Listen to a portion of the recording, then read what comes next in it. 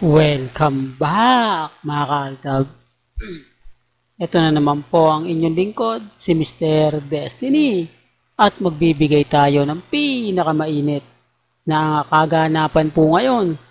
Bagyo mga kaaltab. Medyo nakakalungkot po dahil kumbaga binabagyo po yung ating mga kumbaga kababayan sa probinsya, no?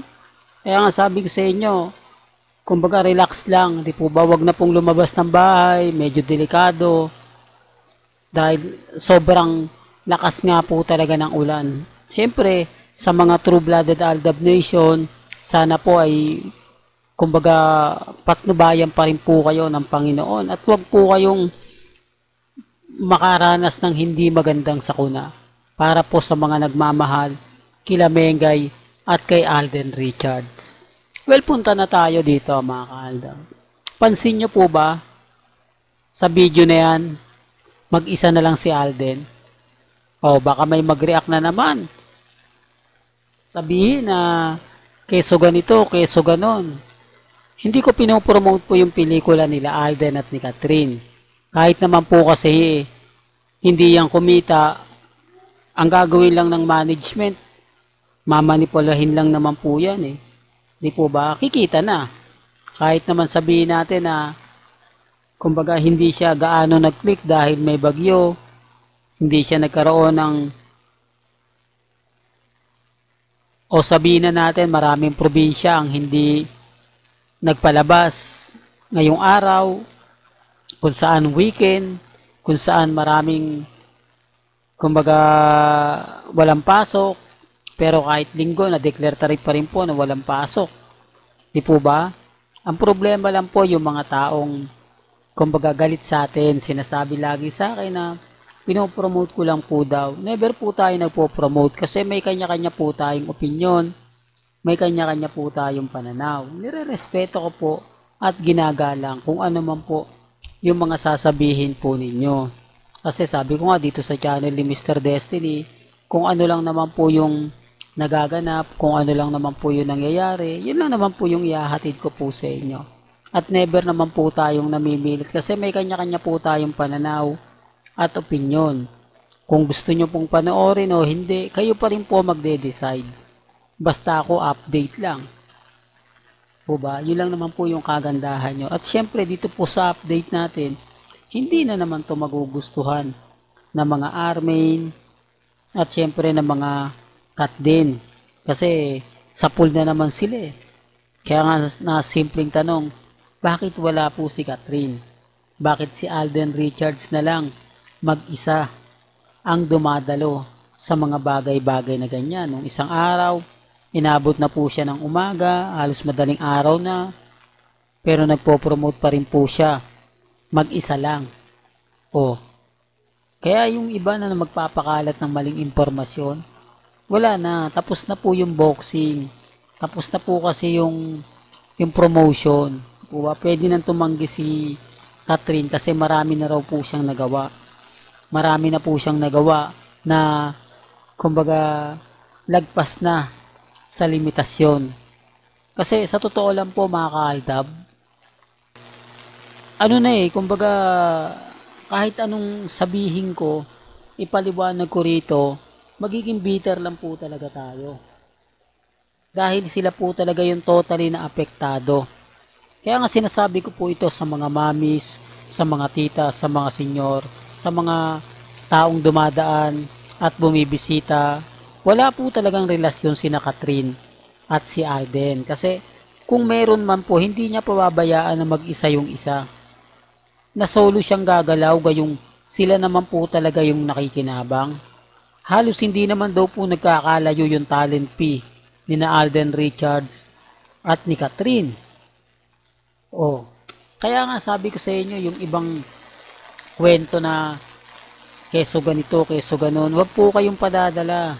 Marami lang po kasing nainis kay Catherine, marami lang po kasing kumbaga kat din pansang dismayado dahil nga po sa post na kumakalat na nakayakap pa siya kay Dominic Roque, no? Normal lang naman po yun eh. Yung iba may inis, yung iba may insulto, lalo na po yung mga Alden fanatics kasi bakit nga na naman kasi yayakap sa isang taong kumbaga nanliligaw sa'yo? Bakit naman kasi ganun ang ginawa ni Catherine? Hindi man lang daw po nagbihis. Dapat nagpalit naman daw po ng kasuotan para masabi na hindi siya yung araw na yon. Wala eh. Kumbaga parang naandun talaga si Dominic Roque tapos sinundo siya.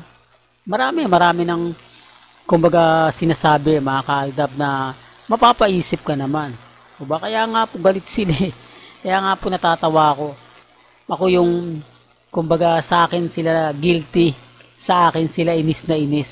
Dahil puro fake news lang daw po yung mga sinasabi natin.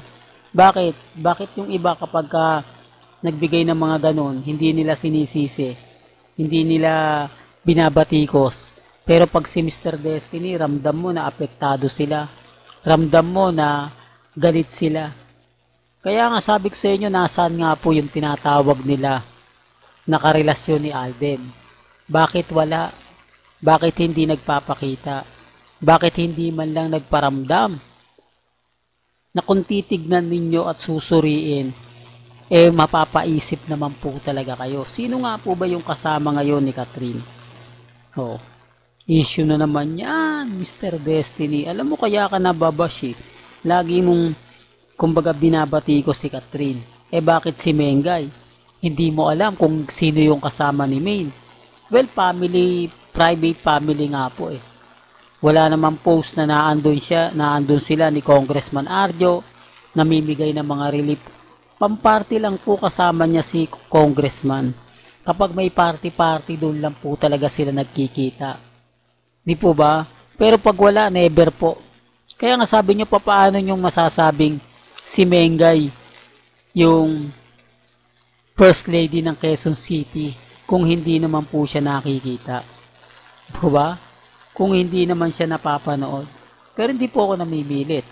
Kumbaga sabi ko nga po sa inyo, may kanya-kanya tayong pananaw.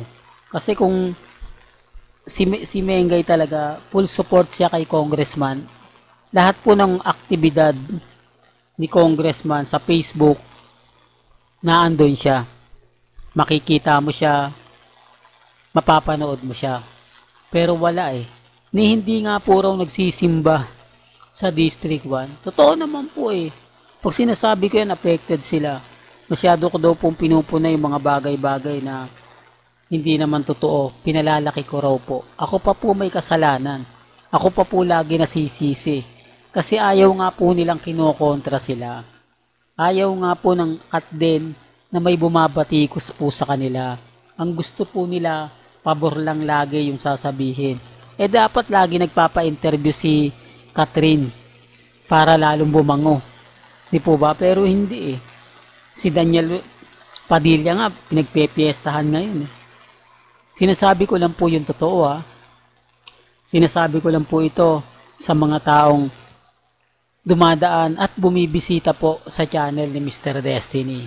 Well, hanggang dito na lang po ang ating latest updates. Kaya kung gusto nyo pa po ng pinaka-latest at sariwang update, abay tumutok lang po kayo dito po sa channel ni Mr. Destiny para updated po kayo sa mga latest at sa mga bagong video po na ilalabas po natin maya-maya lang. Kaya kung bago ka lang sa channel na to at isa kang true-blooded Aldab Nation na nagmamahal kila Mengay at Isoy, tama po ang channel na pinuntahan mo, kaya consider na po kitang bagong subscriber. At huwag mong kalimutang i-share ang mga video po natin sa mga mamis, sa mga titas, at sa mga senyor.